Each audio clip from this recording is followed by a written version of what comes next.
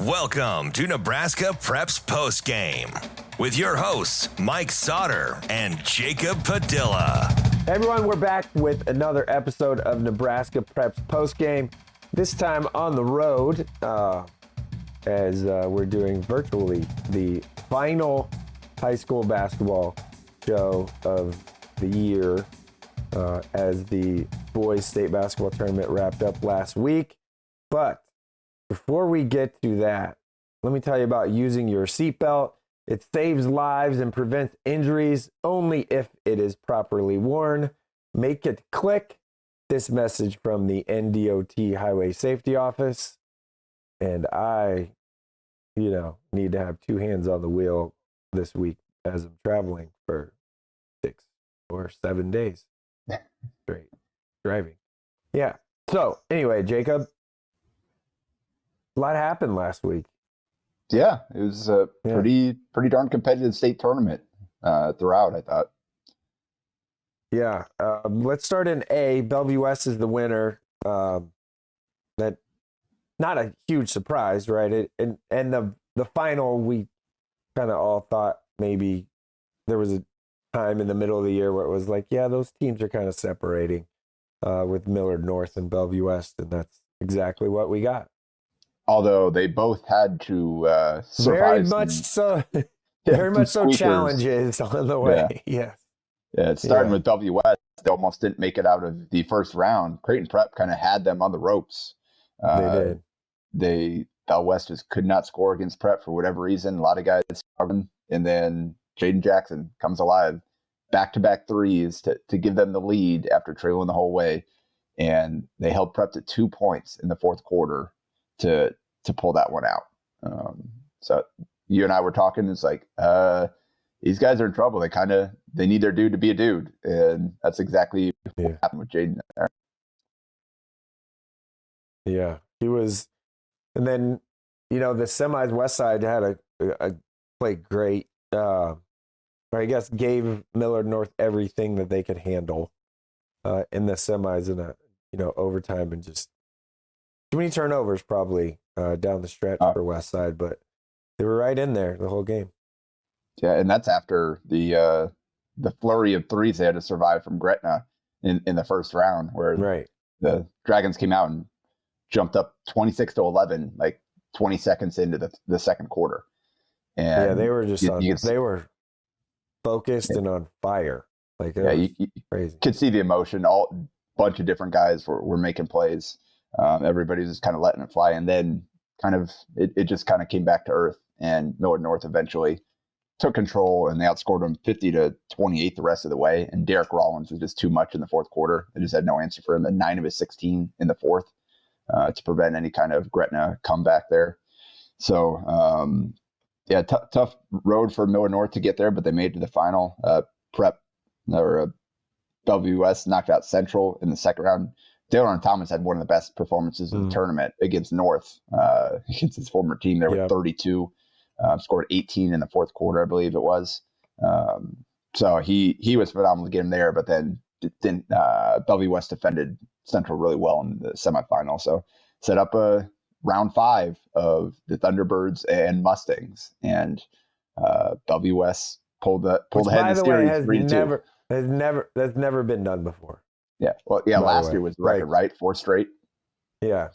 So like in any sport, we think in any sport, and we feel pretty good about that.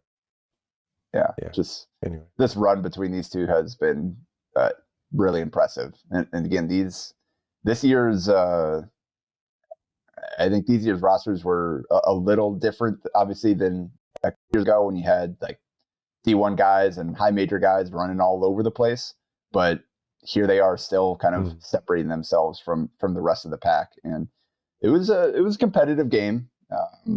Honestly, neither side played very well. It was close at halftime. Millard North had the lead, and then Jane Jackson, again, who really struggled in the semis, was really quiet in the first half, kind of went off. They scored 12 straight early on, or 12 of their first 15 is what it was in the third quarter. Hit 2 threes and 3 layups. scored 19 of his 21 in the second half.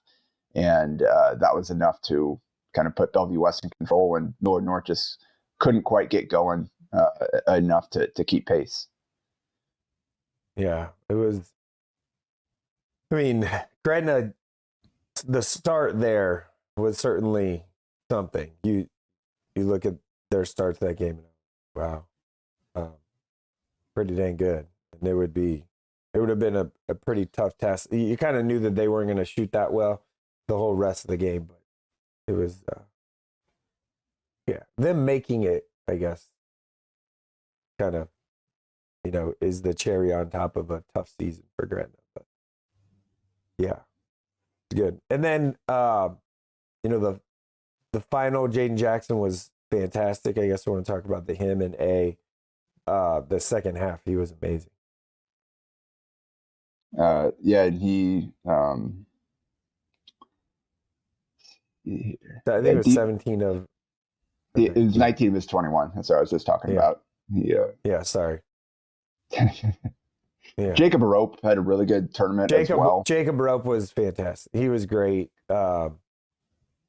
Jacob was great. Derek Rollins was great. And here's my question. Now this is pivoting totally from whatever. It's gonna be really hard to get a top five, or a 5 for an all-state team.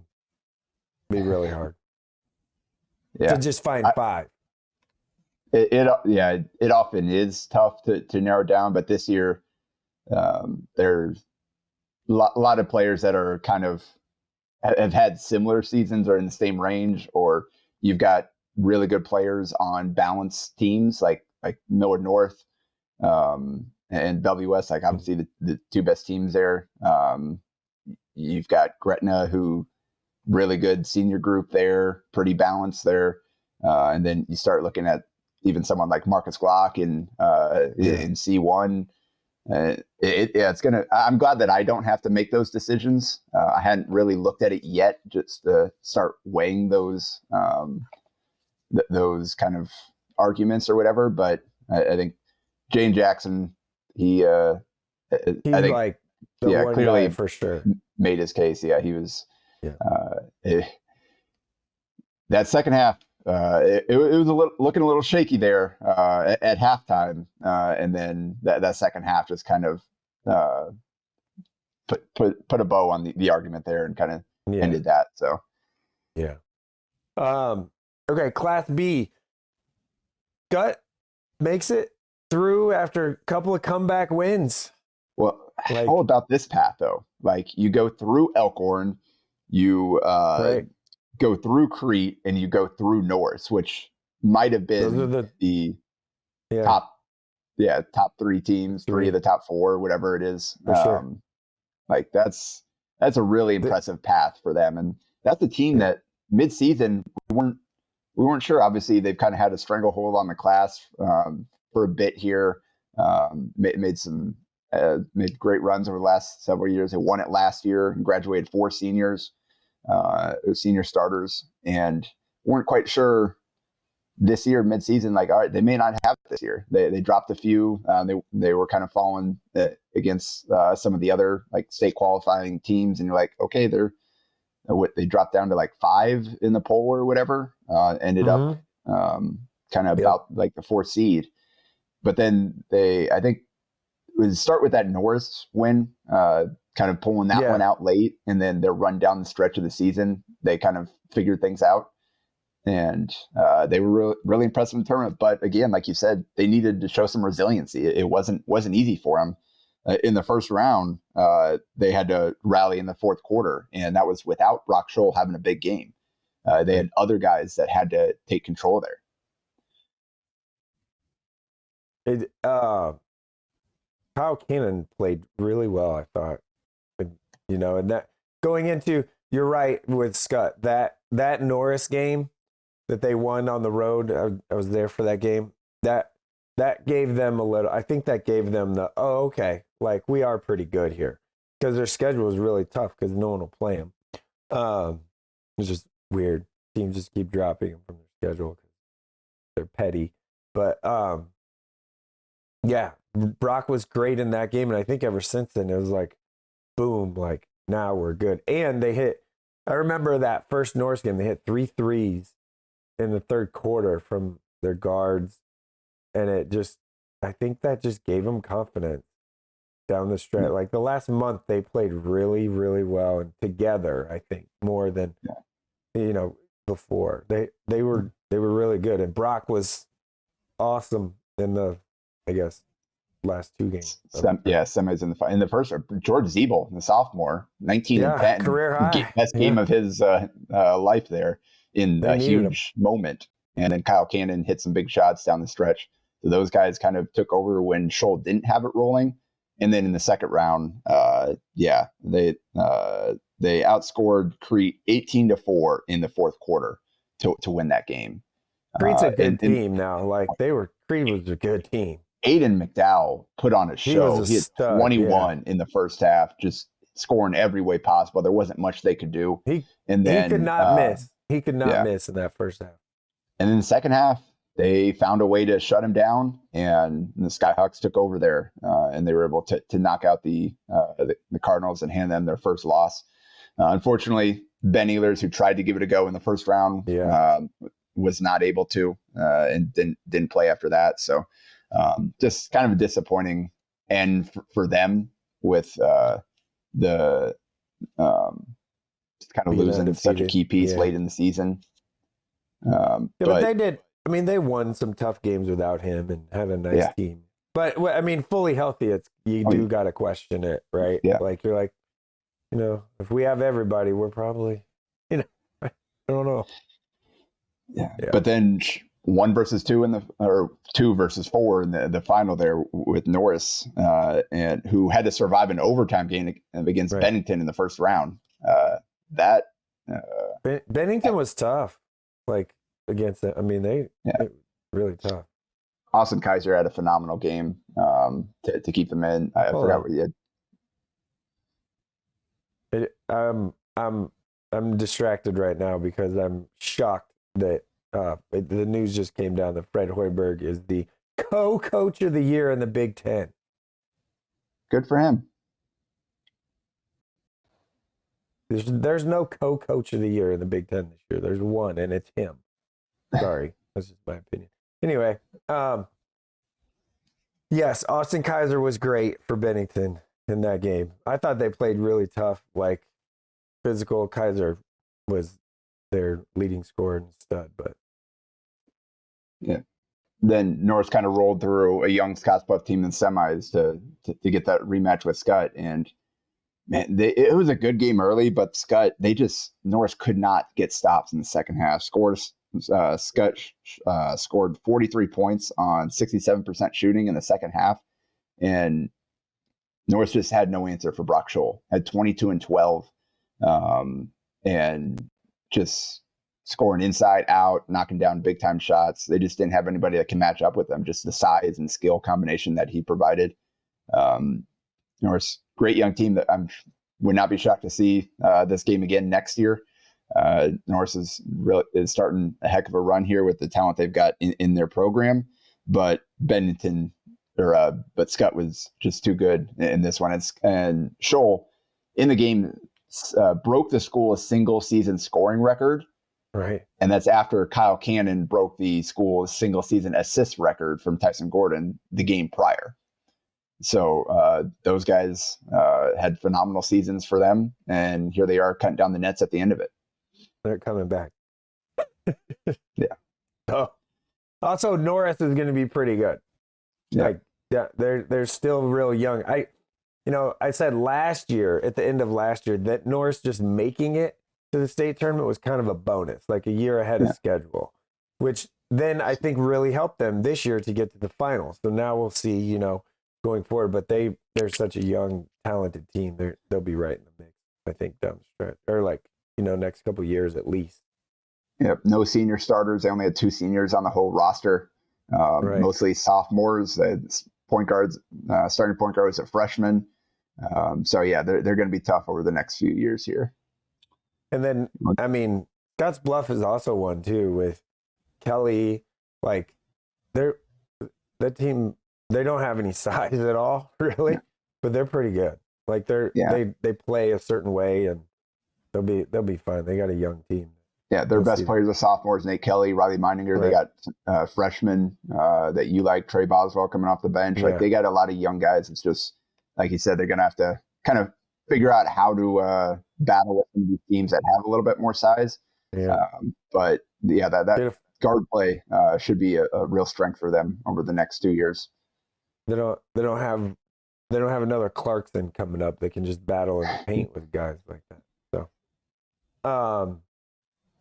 all right, or Landon Walker, remember him? Yeah. So they don't have those guys. So C1, Wahoo runs the gauntlet, if you will, and wins the toughest bracket of any of the classes, probably. And Marcus Glock just kind of put the finishing touch on a incredible career there. I mean, you look tremendous season in career, tremendous season in career, because everybody knew he was the guy. He led the state in scoring and all that. Like, he was tremendous.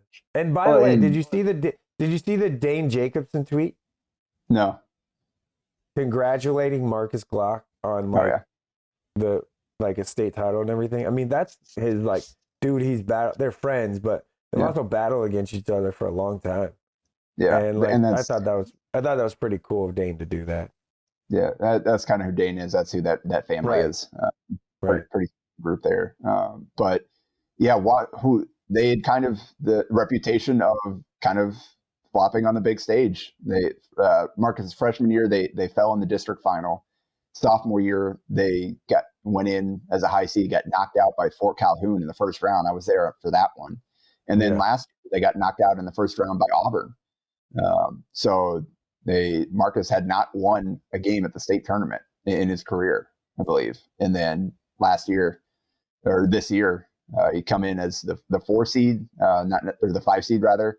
Part of that was their schedule, but also they couldn't get past Ashland Greenwood. That was they went 0-3 against them during the regular season, but fortunately for them, Auburn knocked them out in the other half of the bracket. But Wahoo took care of business against Wahoo, kind of rolled past them. Really good defensive effort there. And then really good defensive effort against Concordia. They gave up 36 points in the first 2 games against 2 good teams, 2 high scoring teams in Ogallala and Concordia to advance to the final. Meanwhile, Auburn did what Auburn does. Although they survived against DC West, that the Falcons really gave them a battle. They came all the way back. Yeah, DC West came all the way back. Yeah, their size kind of gave them some problems. They're able to get inside with their athleticism. Riker Wars had a big second half. Cam Weiss kind of got going to give them a chance, but Auburn did enough to hold on in that one.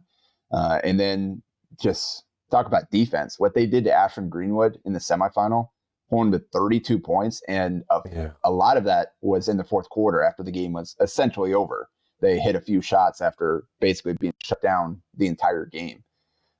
So, I mean, Matt Binder was fantastic in the first 2 rounds, and then was fantastic in the final as well. So he wasn't able to cut down the nets at the end, but kind of had a really strong tournament to cap off his career for the Bulldogs. He played in 4 straight state finals. It's pretty good, right? Yeah, that's pretty good. I mean, I know Bellevue West and Miller North have played in 5, but the characters changed, right? Yeah. He was the point guard on 4 straight state finals. Obviously won it with his brother his freshman year, and then last 2 years ran up into Ashland Greenwood in the final, and then this year weren't able to pull that out. So, and then this year made it back. Yep. So that's pretty impressive run to be ending your season at PBA every single year of your career. But in the end, it was just too much Marcus Glock. They pulled it out. It was 49-42 in overtime. Mm-hmm. Marcus ended up scoring 20. It was a wild game, like 15-3 Wahoo out of the gate. and then 15-3 Auburn in the second half to tie it up. Yeah, they didn't. I said to a couple of people at halftime about why I said, man, they had a chance to just bury them, and they didn't, and they could have just put the hammer in them, and just it would have been done and pretty boring rest of the game, and they didn't because of Matt Binder, who took over in the third quarter or the second quarter. Right, and that just it was a great game. And imagine if the Marcus Glock shot that he took on that fadeaway end of regulation, deep 3, goes in. The legend would have been really, really big. Yeah, and that's really, clearly what he was going for, because they had like 20 plus seconds, plenty of time to really try to go to the shot. It's like, nah, I'm going to dribble this out. I'm taking this shot. Did not go in. It had a chance, didn't go in.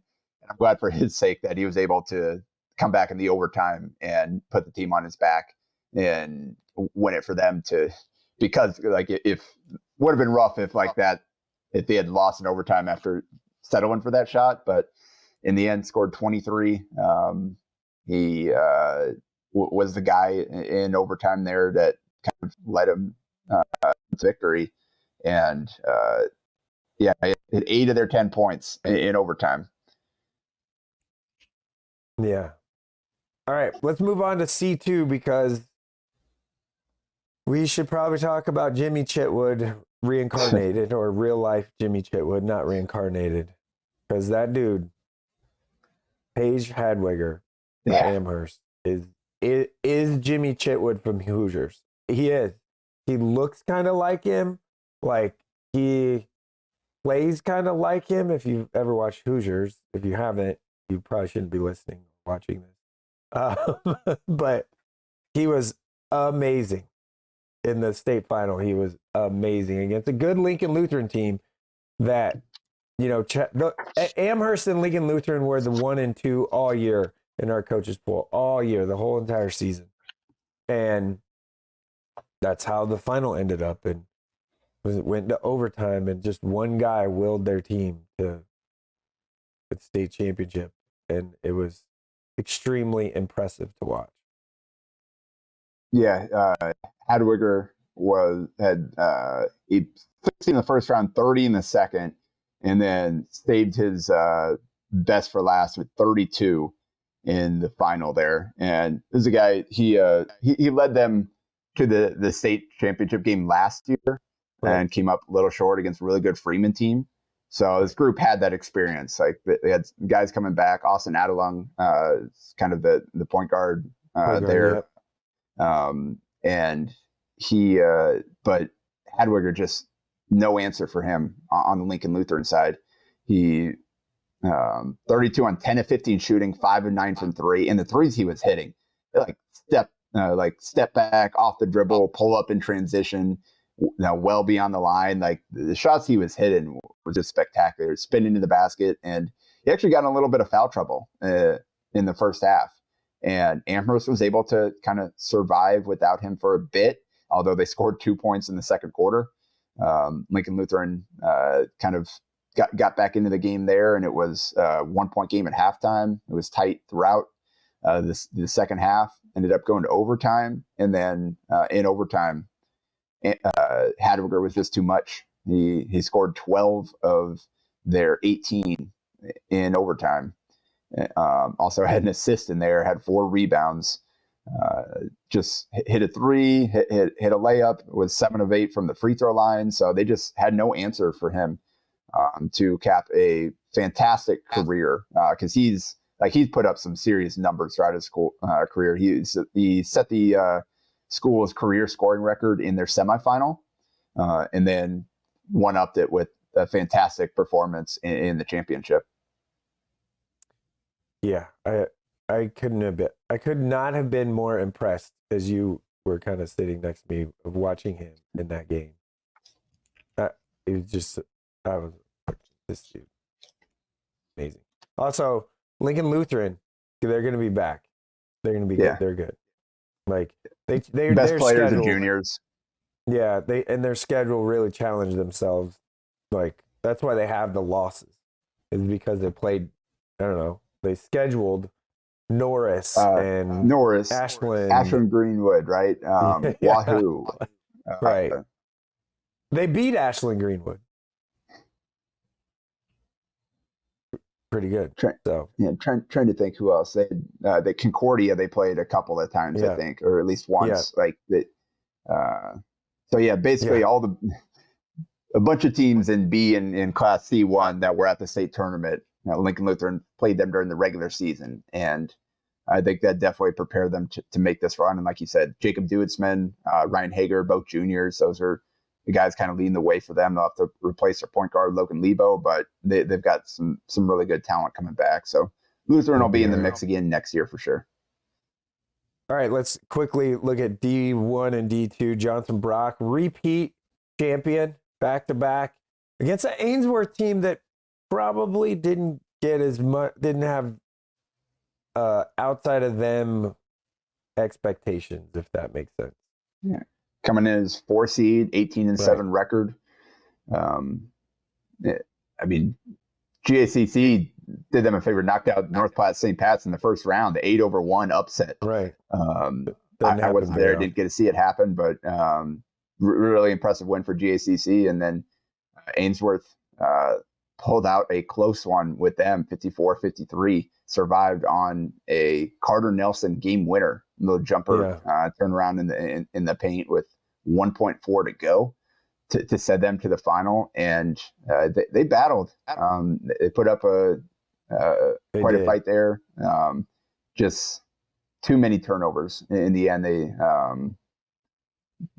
Johnson Brock was really disruptive defensively, and what? There we are. We got caught for a minute there. You said too many turnovers, and then I lost you. Okay. So too many turnovers down the stretch. Johnson Brock, Brody Kaler, sophomore. We know about the Dallinghouse brothers, obviously coach's sons. Camden had a fantastic season, was really good for him last year as well, leading the way. He had 15 in this one, mostly from the free throw line. But Brody Kaler led the way, 19 points, 7 rebounds, 7 steals. So you had young kids stepping up there to lead them to the final. Trey Apple came alive at 17. Carter Nelson had 14 points, 10 rebounds. Let's see, what was it? 5 blocks, so 3 assists. Just kind of did a little bit of everything. Tragan McNally came alive late, but they just couldn't quite, after a good start, they just couldn't quite get into a rhythm enough to get back into it there. So Johnson Brock, back-to-back, finish, fantastic season. Again, they've got their main guys coming back as well. So two down, finish off the 28-0 season. Really impressive. And Dallinghouse had 19, 27, and 15. Camden is. Kaysen had 21 in the semifinal to kind of help lead them there. And then Brody Kaler scoring double digits all 3 games. So 3 guys coming back to kind of going for the three-peat next year. Yeah, they're definitely in the conversation for that. Okay, D2, Shelton wins their first state title in, well, you could say ever, because it's been over 100 years. 105 years, I believe, was the number. Pretty much ever. It's been a while. But another nice team, and not your stereotypical like D2 team either, right? Like shooters and pretty good athlete stuff. Yeah. Felt a little bit, feel like they were, it wasn't your stereotypical like 32 to 26 D2 game. Yeah, no, both these teams. I hear you. Both these teams play up tempo. Now. Yeah, both these teams play up tempo. They've got some athletes that you don't always see at the D2 level with Jeremiah Ingeson, 6'6", and Hayden Farr's big physical kid from Maywood Hayes Center. Shelton Riley Bombeck is a triple-double threat every time he steps on the floor. And then Ashton Simmons is a straight shooter. Like, that kid will pull up from anywhere. He is a gunner. And those two are the first and second in career points for the program. With Bombeck and Simmons there, those guys have kind of been the running mates the whole time there for Shelton. And here they are closing out their prolific careers with the state championship. Just really impressive defensive performance. Second half, they held Maywood Hayes Center in check. I think they kind of hit them with a 7-0 run early in the fourth quarter to kind of open it up, build a 13-point lead, and that was enough to kind of hold on to it. And kind of the sequence, I think the knockout blow for this game was Shelton, bad pass, and went into the backcourt, and Ashton Simmons sprinted after it, dove into the backcourt, and threw it back into one of his teammates, and then got right back in the play and knocked down a three. And then right after that, Bombeck hit a pull-up jumper, and then he had a steal and took it the other way for a layup. So bang, just like that, go from up 6 to up 13, and it was essentially ball game.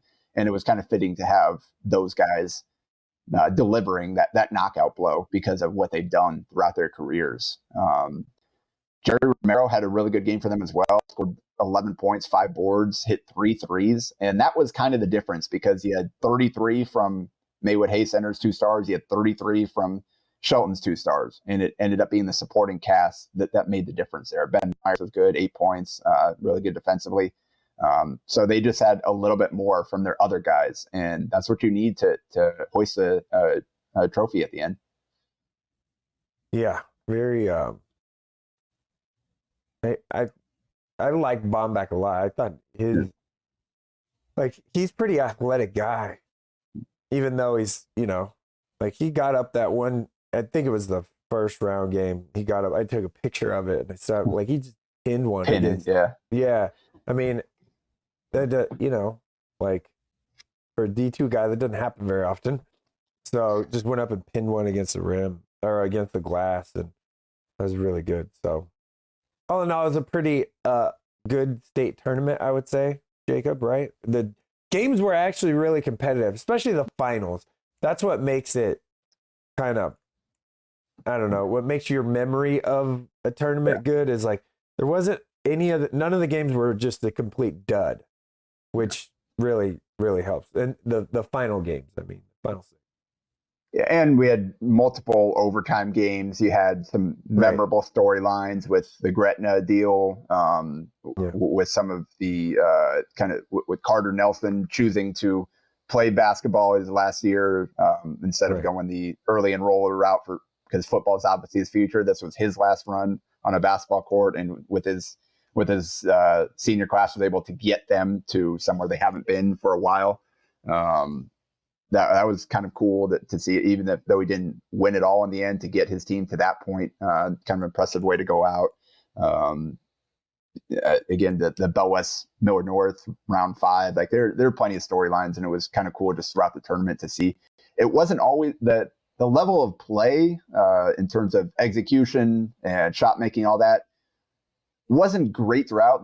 Bellevue West won the title despite maybe playing their C game at the state tournament. I would say they were capable of much more than what we saw of them, but still found a way to get it done, which is the mark of a champion, is can you win when you're not playing your best? And they certainly did that this past week. So yeah, plenty of storylines, plenty of good games. And like you said, the final day was pretty competitive throughout. So good way to end the season for sure.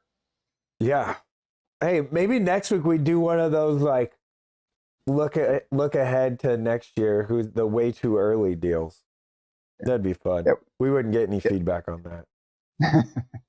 Yeah, we can figure out where to go moving forward off the pod. But it was fun kind of breaking this whole season down with you. Yeah, good. So, all right, I got to go to shoot around now. Yeah. Enjoy the tournament. I'm going to one team shoot around. I'll let you guess which one of the two teams I'm gonna go do a shoot around in Sioux Falls. You don't have to say. I was gonna say, I don't know that you'd said exactly where you're at. So yeah, but yeah, that's what it is. Anyway, All right. Yeah, we'll talk to you next week or we'll figure.